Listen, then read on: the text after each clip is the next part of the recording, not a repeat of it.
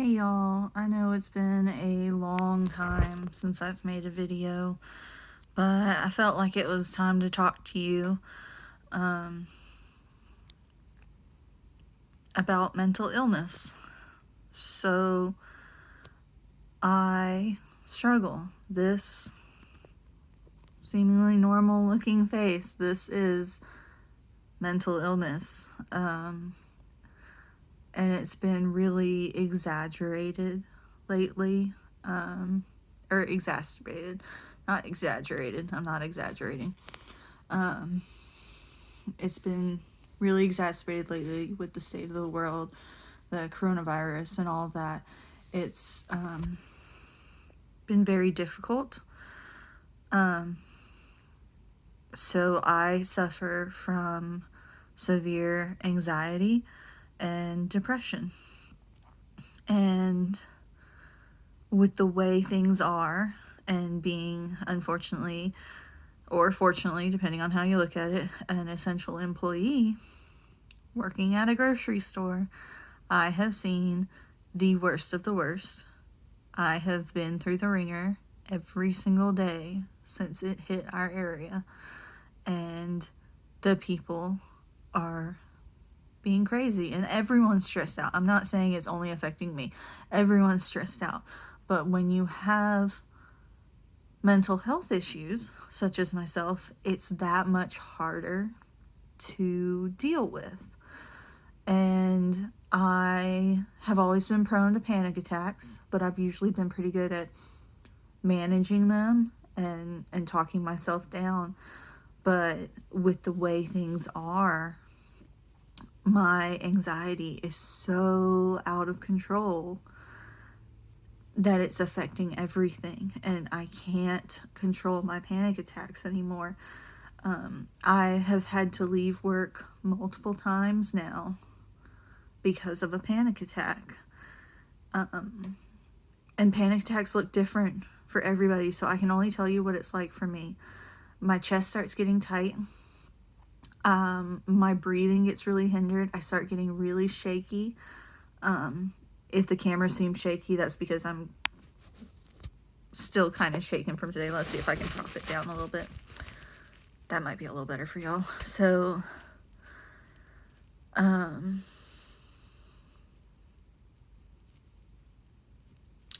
side effect. What you just witnessed right there was me completely losing my train of thought.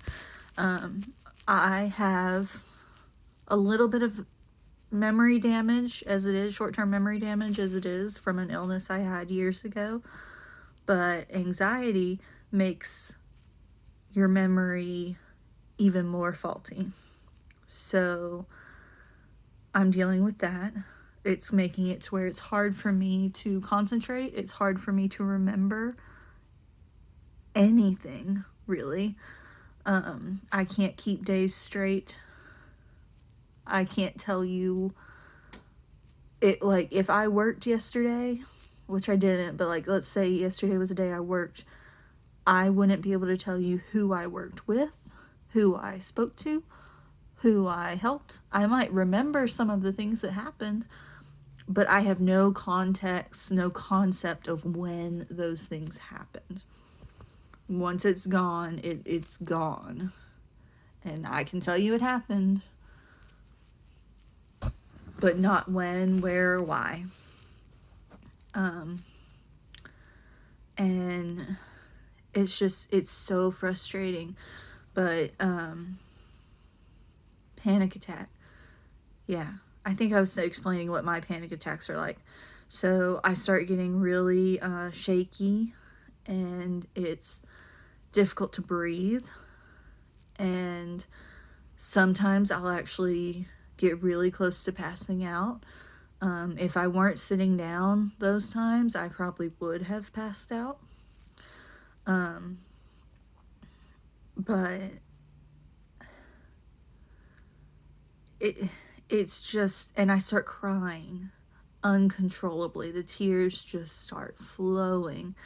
And I've been told by my coworkers that you can see it on my face. Like, you can see it before sometimes I even realize that it's happening, before I realize it's coming on. So there's no hiding it. And honestly, I shouldn't be trying to hide it. This is an illness, just like if I had diabetes. It might be an invisible illness, but it is an illness. And it's not something I can control or you can control if you're struggling with this too. It's just something that unfortunately happens to us. And I'm having to tell myself constantly that I'm not a failure, because my brain keeps telling me every time I have a panic attack, you're failing. You should be better than this. You shouldn't be having a panic attack right now. Nothing's happening.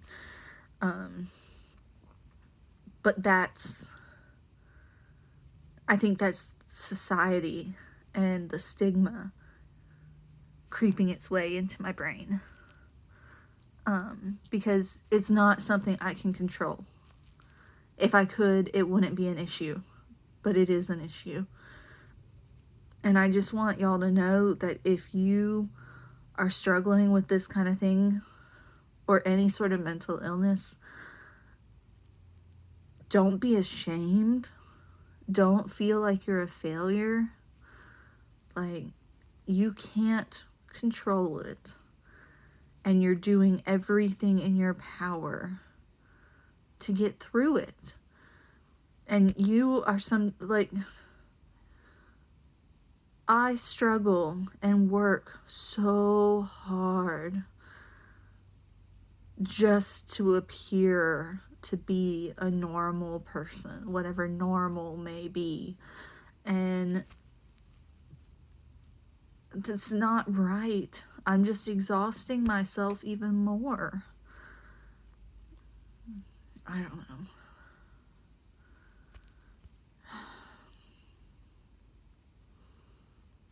I keep losing my train of thought. I'm sorry, you guys, but I'm not going to edit this. I'm just going to post it the way it is so you can really see what it's like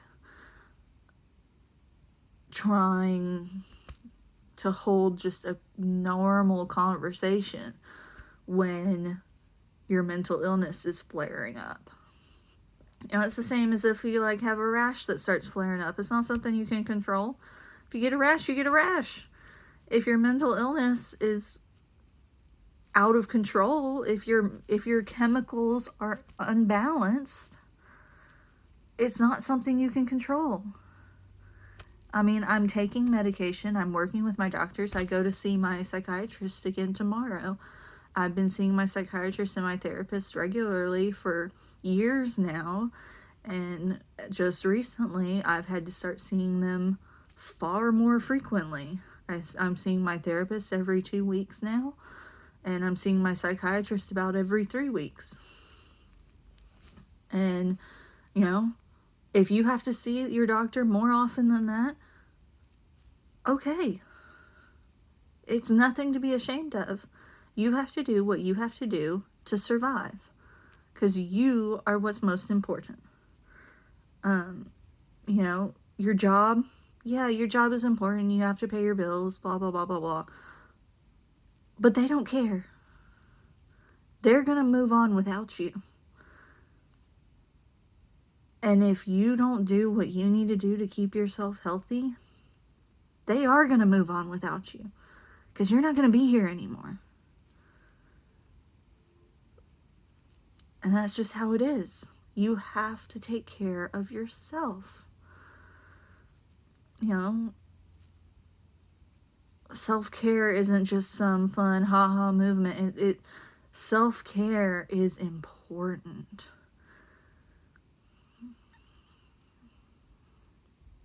Because I want you to see me and not feel sorry for me, but I want you to see me and see, how real this is. With my anxiety being so out of control right now, I'm suffering with insomnia. I have never in my life had an issue sleeping. I've always called myself a professional sleeper.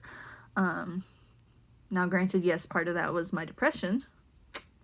Back before I was untreated, I could sleep 15 plus hours a day. And I did a lot. And even when I'm perfectly healthy, I sleep a lot. I'm a 10-hour a night kind of person. But with my anxiety out of control, I'm suddenly having insomnia. And if I do sleep, it's not good sleep. It's really bad sleep. It's haunted with nightmares. I don't wake up feeling rested. So I'm having to take medicine every night from my psychiatrist to dampen the dreams and make my sleep, like chemically make my sleep go deeper so that I can at least get some help and some rest. But that rest is brief. It is very brief, because the second that medicine starts to work its way out of my system, I wake up. I went from being a 10-hour a night person to now being lucky if I get 5 hours of good sleep. I've been waking up before sunrise every day, and I'm just wide awake. Do I feel awake and rested? No. But am I awake? Yes. And it's making me physically tired as well as mentally tired.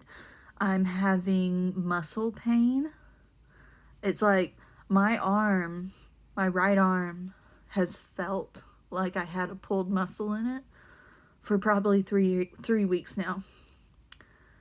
And I don't have a pulled muscle. I haven't done anything to pull my muscle. It is simply the insomnia and the lack of sleep and the anxiety. It is manifesting as muscle pain. Y'all, if you're watching this and you don't suffer, but you have maybe a family member who does, I want you to hear this. Mental pain and mental anguish and mental illness can cause actual physical pain. It's real. Like, if you're not resting and you're not sleeping, then your body's going to start shutting down certain things that it deems non-essential. So I guess in my case, my muscles, it's like, well, she doesn't need to do anything super strenuous, so we'll just give them the minimum amount of energy they need to survive. So, I mean, honestly, maybe I did pull a muscle because I'm not getting what I need and therefore am more prone to a pulled muscle. But I don't think that's what it is. I think it's just simply I'm not getting rested. My body's not recouping and recovering every night like it normally would. And so now I'm having physical issues. And there's just so much going on, and it's like I don't want y'all to think I'm doing this to make you feel sorry for me or that I'm a charity case. I just want you to see that just because someone looks perfectly normal or maybe even has a smile on their face, it doesn't mean that there's nothing wrong. Like, mental illness is an invisible illness. Yeah, sometimes you can look at me and tell that something's bothering me, but usually that's when it's because I'm so worn down from having hidden it and trying to keep it under wraps for weeks on end.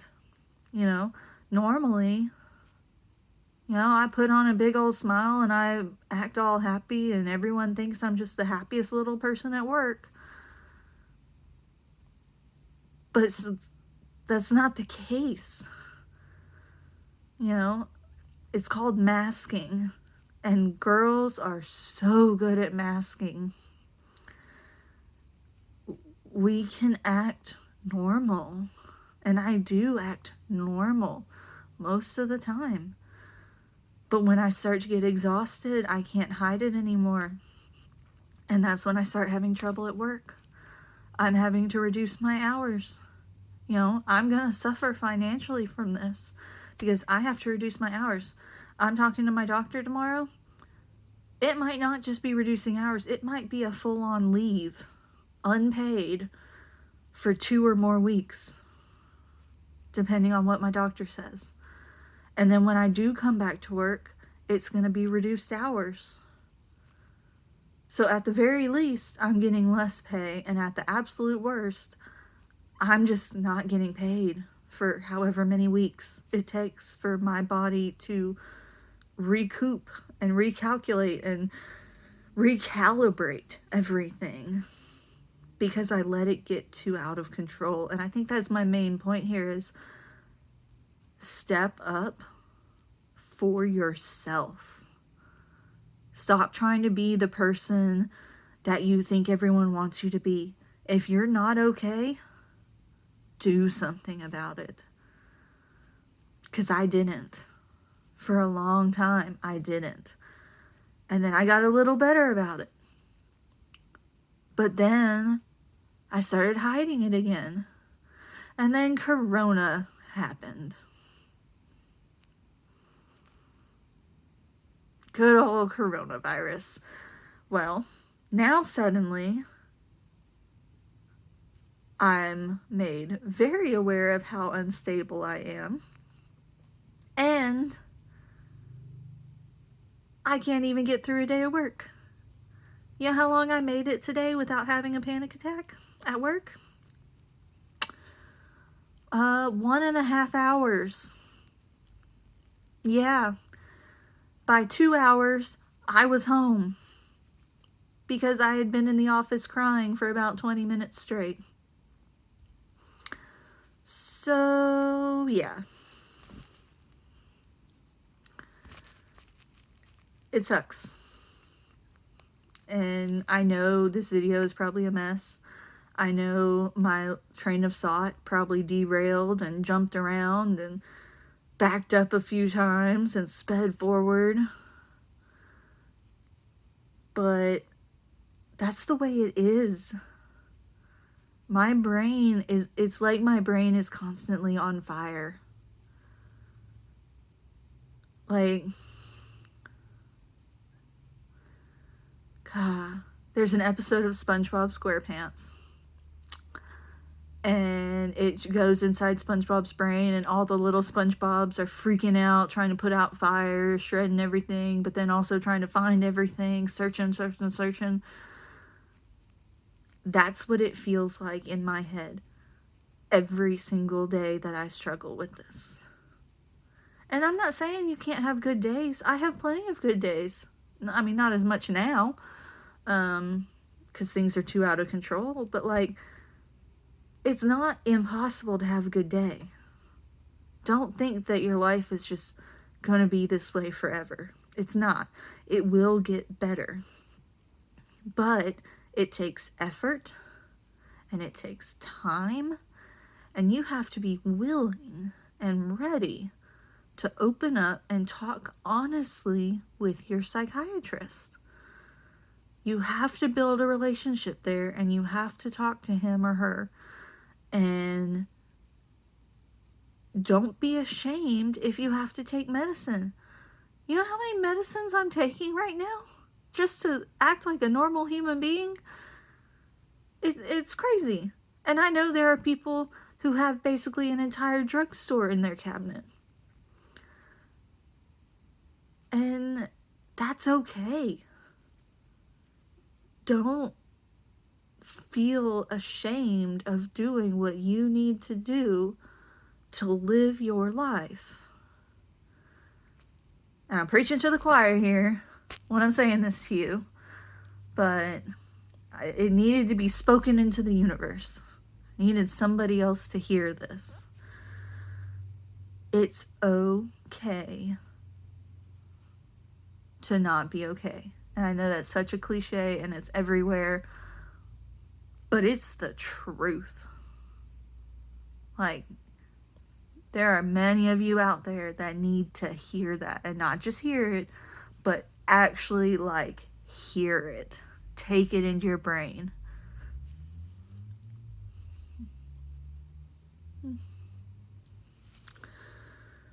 Got distracted. Sorry. That happens a lot. But, anywho, this is a mess. I might not even upload this, but this is what mental illness looks like.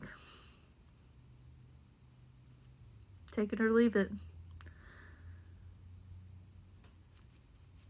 You can choose to embrace who you are and take necessary steps to make you the best version of yourself you can be. Or you can keep trying to hide it and trying to fit into societal standards until one day you finally snap. But I don't want you to snap. I want you to truly be okay. And sometimes you gotta break before you can be okay. But if you talk to your doctor or doctors, get the help you need, you can get through it. Anyhow, alright. Love you guys, and let me know if you need help with anything, or, maybe lift each other up in the comments. Send good vibes, good wishes. I'll try to update y'all at some point, hopefully. If I can even remember I made this video. Lovely. Alright. Bye.